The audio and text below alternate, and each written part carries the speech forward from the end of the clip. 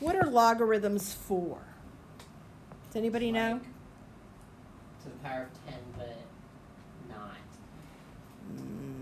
That's- It's like when do we need logarithms? When the variable is where? In the exponent. Very good. So when the variable's in the exponent, if we have 2 to the x equals 4, that one's pretty easy. What's x? 2. X is 2.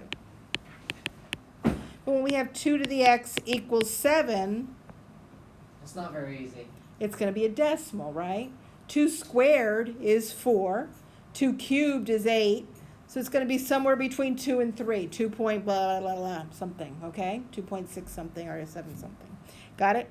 So, in order to solve a problem where the variable's in the exponent, we need logarithms. But the first lesson doesn't involve logarithms. It's exponential stuff where you can solve it without logarithms, okay? Like the first one, but harder, okay?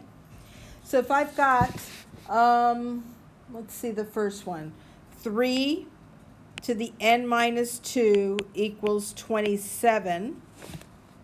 So you're deciding to become thieves, and you want my big screen TV. And you're standing in, I don't have a big screen TV, but you want it.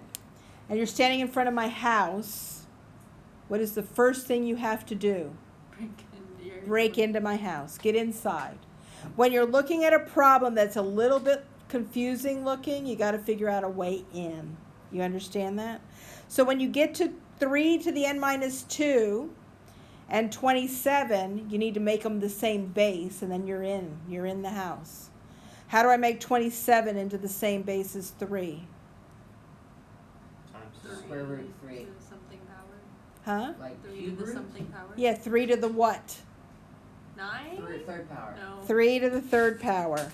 You're not going to cube root to leave anything alone. What you're going to do is you're going to do 3 to the n minus 2 equals 3 cubed.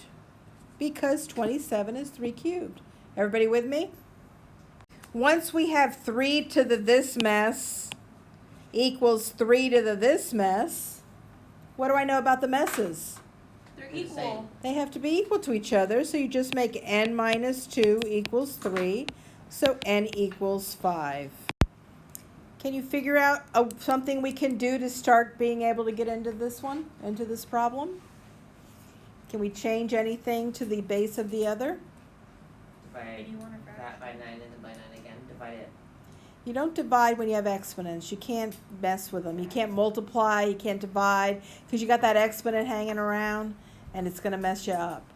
But can you change 81 to the same base, to base 9? Yes. 81 over. Yes. 9 to the what? Think exponential. 9 to the second power? 9 squared. So if we have 1 over 9 to the m equals 9 squared, and go ahead and put that exponent in parentheses, because that square belongs to everybody inside the parenthesis. So far, so good? Now, when you have a fraction, that m belongs to the 1 and the 9. But 1 to the anything is 1, right? So this is really going to be 1 over 9 to the m equals 9 to the 2m plus 8. So I moved the 9 to the m upstairs as 9 to the negative m, and I made it equal to 9 to the 2m plus 8. So are we ready to move in? Are those two?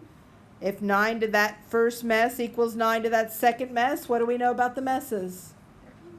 They're equal. So we have 2m plus 8 equals negative m. To move the negative m over here, we add it. So we get 3m plus 8 equals 0. When we move this over here, it turns negative. 3m equals negative 8. Divide by 3. M is negative 8/3. Now I just got an ugly answer, and I need to make sure it's right.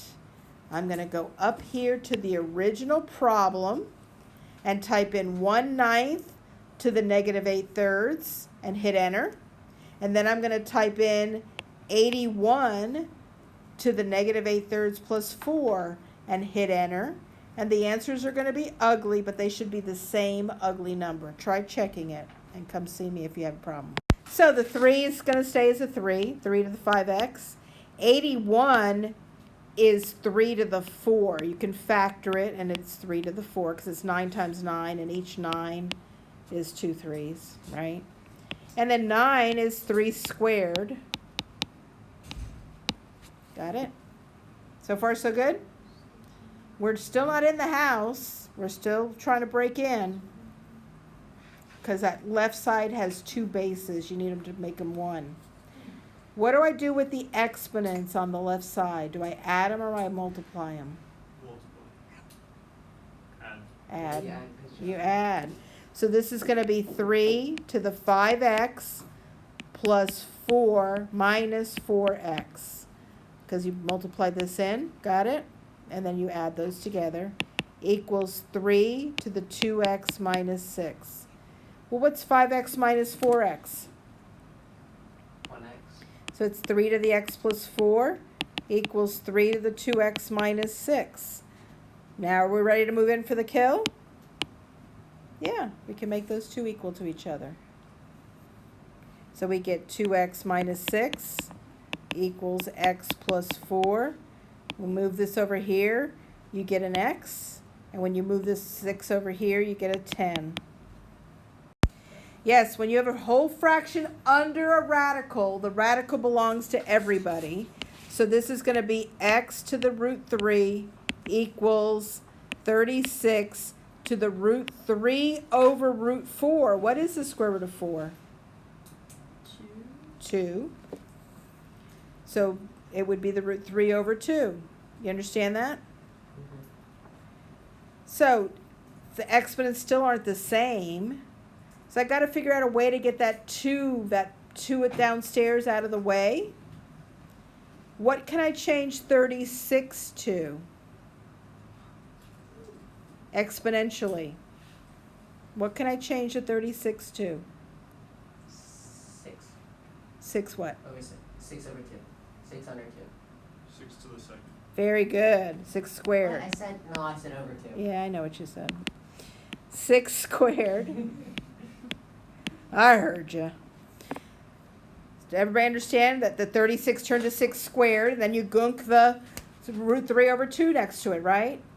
Do you see an opportunity with the 2's? Cancel out. They bite the dust. So we have x to the root 3 equals 6 to the root 3. Do we know what x is? 6. Okay. And here you would put in 6 to the root 3, get your ugly decimal, and put in 36 to the root 3/4, and you should get the same ugly decimal to check your work. But this is the right answer.